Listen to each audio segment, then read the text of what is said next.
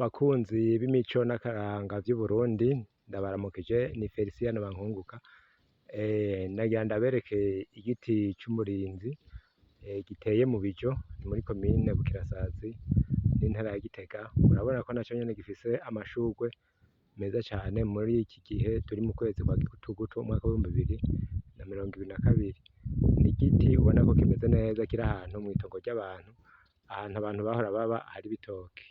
Bikabonekana yuko umurinzi wari ufise igikorwa gihambaye mu buzima bw'umuntu, kuko bavuga yuko ari ukurinda caba kirinze abari muri urwo rugo.